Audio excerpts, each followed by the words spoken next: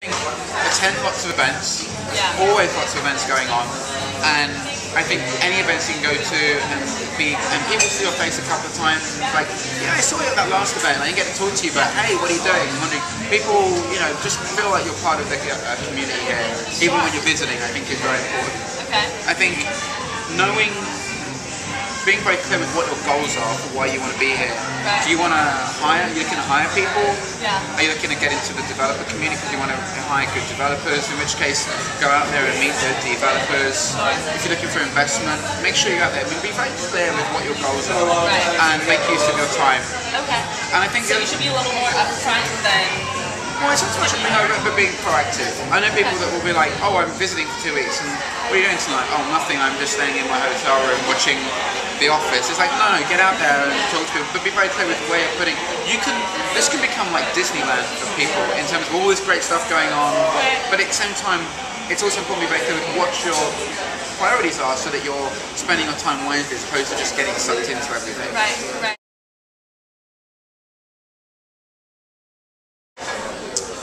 I don't know what kind of conceptions there are or conceived notions there are of San Francisco before you come in.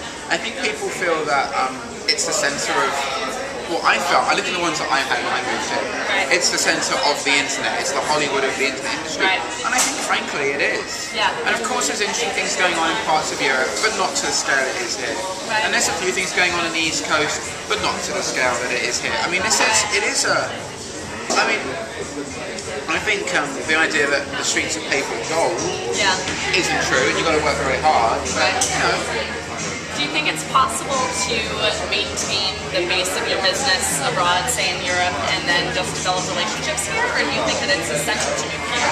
I think every business is different. In the same way that I don't like the idea of people say, my current riff at the moment I'm riffing on is, you only can do startups using lean startup, or you can only use agile development. I think there's lots of different ways of running startup, and there's lots of different ways you can place your business. Right. I think you need to be really clear with, do you just want to say, we'd love to have a presence in San Francisco, but there's no value to us moving everyone out, or we can't, or maybe we're I'm very particularly in France, there's a lot of companies that do something which there is a big competitor in the space for the English market, but they're trying to tackle the French market or the French, German, Italian market.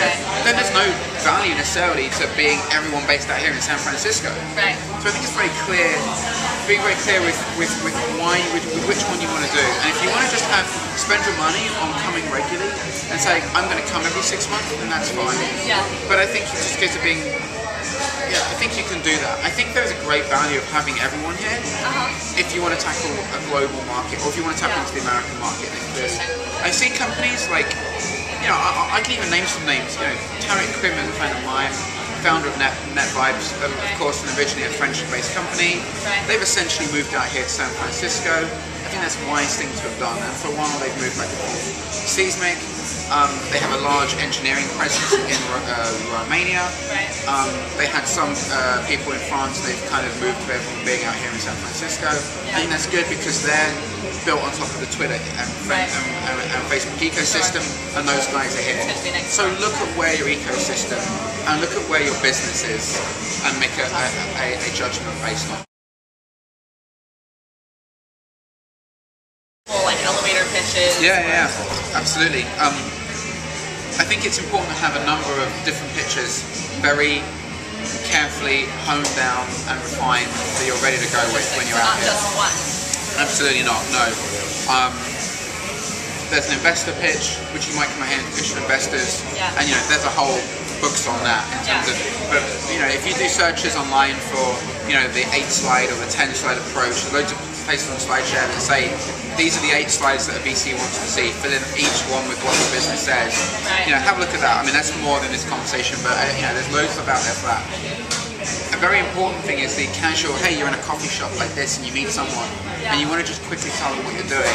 If it suits the nature of your product, getting it on iPhone or an Android or some smartphone and having a 30-second video or a 2-minute video that within the first 30 seconds shows what you're doing, which you can cut off or show the rest of the 2 minutes, is a really clever thing to do, and a lot of startups out here do that. And that way yours won't mess up your presentation. And so, and you can go through and narrate verbally to the person you're pitching, but to also have a little video, a little screencast of what your product does, Fantastic. is a really powerful thing. And it takes time to build those, but it's really powerful. Make sure that, you've had a bit, you're at a party, it's a bit sort of casual, maybe you've had a drink or two, you're going to be staying on point because your video is going all the way through. Fantastic. And of course, if you get an opportunity to talk at an event, we have a lot of demo events, SF New Tech, SF Beta, then again, being very clear with how much time you have, and being very clear to explain your value proposition, problems that you're solving. Don't talk about the technology, because to you the technologies might be cool, but frankly, out here we're all looking at technology. It's really about what is the problem that you're trying to have. So if you say, hey, we're using a Ruby on Rails framework and we're doing, unless you're in a developer environment, at a developer event, people don't care. Stick with the value prop, stick with the problems we're trying to solve, stick with where the business is. That's what people are interested in. I think my only thing is, if you've got a startup idea, or you're in a startup and you want to get out here, then I really would encourage someone to test the water, come out here and visit, and if you like it, I would really encourage people to think about moving out here. I could not do the work that I do and work on the startups that I'm working with in London. I mean, obviously I'm from, but it's the same deal in Europe. Things are improving, but it's just not the same. And I think if it really suits you, but at the same time, it's a lot of work.